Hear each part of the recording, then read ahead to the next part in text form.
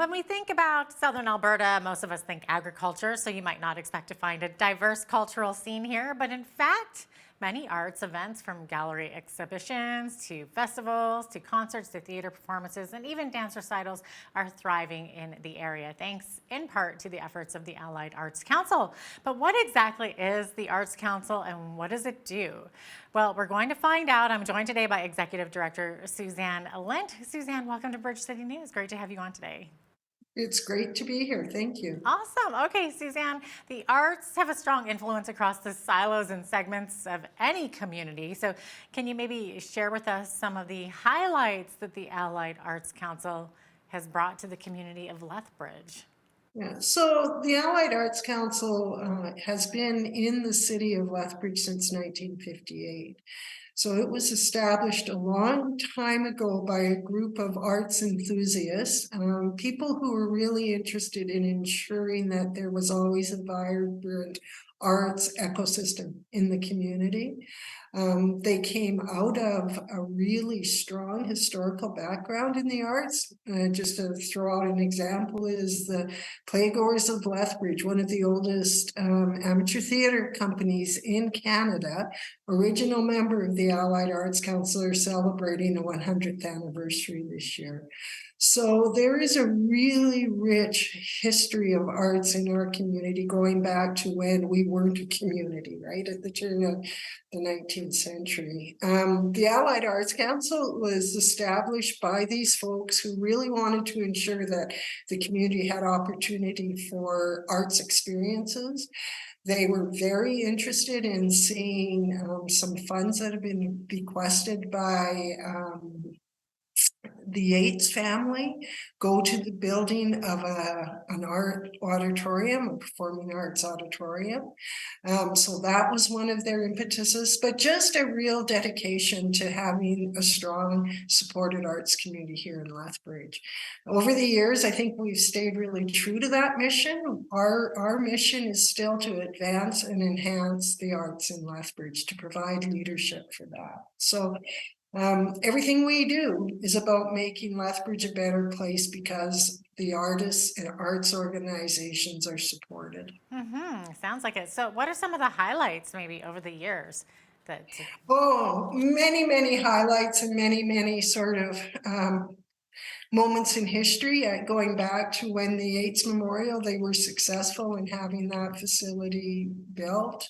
The council advocated and were able to enter the Bowman Arts Center, which was owned by the city in the mid-60s, and took on and created a home for arts activities in the community back in the mid-60s. That facility served the community very well until the mid-2000s. Early in 2000, the council sort of reinvented itself, and by 2005-ish, we were living on 7th Street in a storefront. We had disassociated a little bit from the Bowman and broadened our community support activities, but we also were working very hard on projects to establish and ensure that the arts were well ingrained in the community. So the board launched an arts rebuilding campaign back in early 2000, which the result is some work done to the SAG improvements, the establishment of a public art program in Lethbridge, and you began to see public artwork being built in various areas or installed in various areas, and also the building of Casa, which is like a huge hub and creative center for the arts, not only in Lethbridge, but really for the region, the entire region. Yeah, definitely. I think anybody who lives in the area is very familiar with the Casa, with Yates Theatre. I know I love the Yates, and then of course SAG, the Southern Alberta Arts Gallery. So for sure. And Suzanne, we seem to live in polarizing times. So maybe can you talk about how the arts can be used to bring people together? Yeah, I think that, we all enjoy the arts more than we know. I always say that we all have some creativity. We all pick the color of the paint on our walls, and we all sing in the shower and movement. You see little kids as soon as they can stand bouncing to rhythmically to music. I think creativity is intrinsic in human beings. So whether we identify that creativity with sort of the traditional fine arts, it is really all encompassing. And I think they are a bridge. They're a bridge between people because all cultures experience art. They're just so intrinsic to who we are. And unfortunately, I think a lot of times we don't recognize their value and the power they have on us. And the power they have to do good things in community. Yeah, so true. Exactly. You mentioned, of course, the Casa building, and that was built about 10 years ago. In fact, I think it's coming up on its Yeah, 10-year anniversary. big Yeah, 10 anniversary. this Yeah. spring, I believe, in May. So it's become a landmark, as you mentioned, in Lethbridge's downtown core. So maybe can you share with us how this building continues to benefit the residents of the city? Some people might not know, really. Yeah, and it's an interesting thing because lots of people say, oh, nobody goes there, which is really not true. And it's a much envied building. When we have visitors who come into the building from away, they sort of go, wow, how did this happen? Because it is really a purpose-built facility for arts creation, for people of all ages, interests, and abilities, which is a pretty unique thing. So there are all disciplines in the building.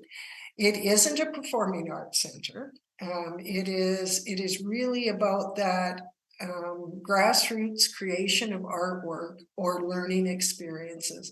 There's certainly opportunities for audiences to come in to experience the arts, but it is a place to create art.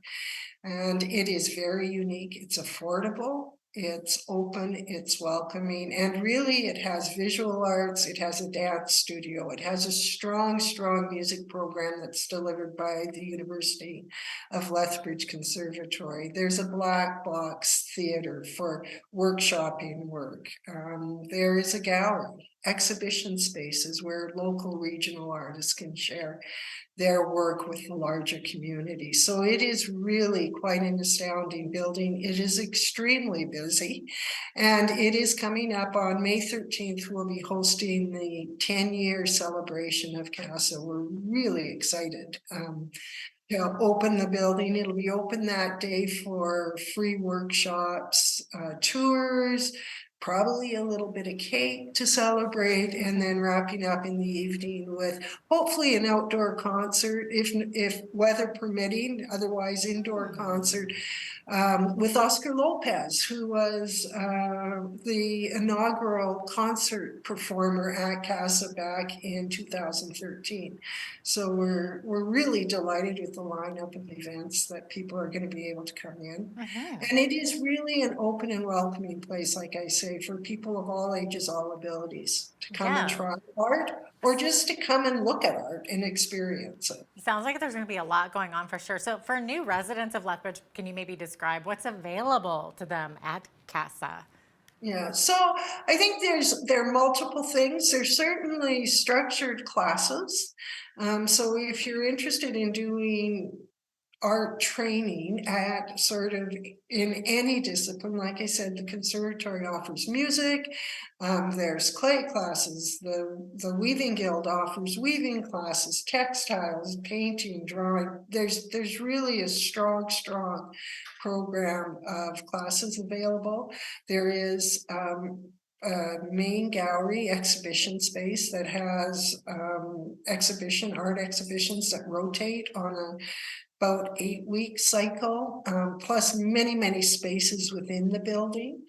There are meeting rooms that if you need to have a meeting, you're able to rent. The community room, Friday recitals, all kinds of recitals and programs that are put on by the various arts organizations and groups within the community happening all the time.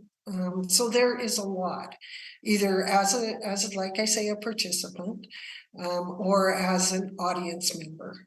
Check the website for those opportunities. There's a lot. We also, I think, offer a number of programs that are more targeted and specific that we are very proud of. We have an AMAPA program, which is a program that's offered for ability. It's an arts ability program for the community that was started in the Bowman many years ago that supports people who are experiencing various challenges to come in and do art within the facility. We run a program called RAW that also came over from Bowman days, which is for people who are facing life challenges, maybe perhaps transitioning into new housing or out of homelessness. So a free access program for those folks. An artist residency program for artists who are developing their careers to come into the building and be able to create work in our studios, our art studios, free of charge to develop projects, and in exchange give back workshops or talks, community access programming. So there's a lot that goes on in that building. Yeah, it certainly sounds like it. You would never know that. So, with spring is here now, so with April and summer quickly approaching, what events can people look forward to this spring and summer? And I believe you have a Making It Big in Lethbridge theme for this summer as well. So one of the gallery projects that happens is called the Summer Salon. So it's a different theme every year. We've established, the curator, Darcy Logan, established that program a number of years ago. So the salon is really an uncurated opportunity for artists to submit around a theme, and as many of the works as we can possibly exhibit go up. And so this summer, the theme is Making It Big, and making it big means things that are different to different artists. So there are artists who work large, typically, so we're pushing them to work bigger. But for someone who's used to painting, a 4x6, or a photographer who does 4x6, pushing them to move beyond the normal parameters of their arts practice and try creating a little larger, a little bigger than they normally would. So that's a really exciting initiative. The other successful program that we're running for, I believe, the third season is our Upside Downtown concert series. The series started during COVID, as we were coming out of COVID, as an outdoor concert to give opportunity to the community, free concerts with local musicians.